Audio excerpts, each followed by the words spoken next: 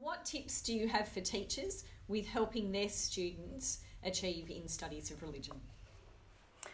I think there's a massive amount of content in our subject area, and I think at times we can tend to give much more than what we actually need to.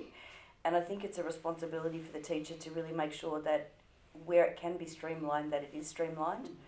I had a student once come to me with a set of notes that was 3 times bigger than the textbook, and she couldn't work out why. She was overwhelmed. And so I had to help her strip that back to make it realistic and usable. And I think that that's part of what we need to do to make sure that they know what's important and what's not. But there's also, taking time to give feedback to students.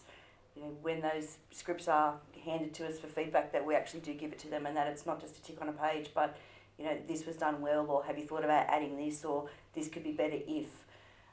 It's got to be constructive, something that they can actually do something with, rather than saying great work, excellent response. It's got to be something that they can actually use and move forward with.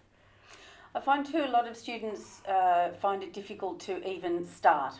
What is their introductory sentence in their introduction?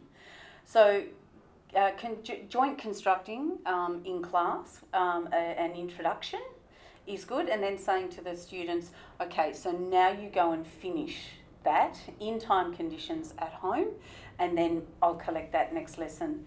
The students then feel a lot more confident to be able to go, and they've all got the same introduction, and that doesn't matter because it's a practice. So, but they can go home, they remember what was going on in the class, the discussion that they had, they've got a clear direction, and being part of that joint construction process again develops the skill of how to write a clear and succinct introduction. So, and I think that gives them increased confidence and motivation, which is really important. I've also found very useful giving them exemplar scripts. So this is a just 20 out of 20. So it's something which is achievable for them. So showing them what an exemplar looks like, but then actually getting them to deconstruct it. So looking for where scripture is in there, where there might be examples where they've actually used a sustained judgment throughout the response.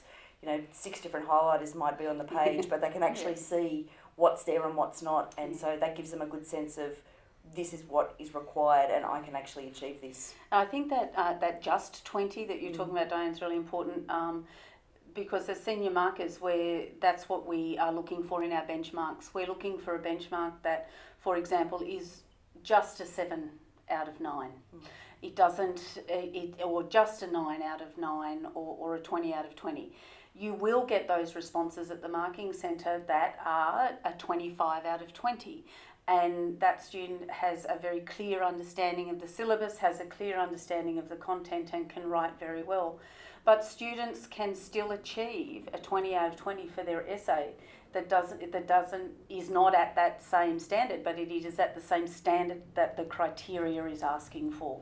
And so giving students one of those exemplars is again what builds confidence, and they know that I can do that. If that's what is required for a 20, then I can get that, rather than a 25 or a 30. And you will find those at the marking centre, and that's as you would expect.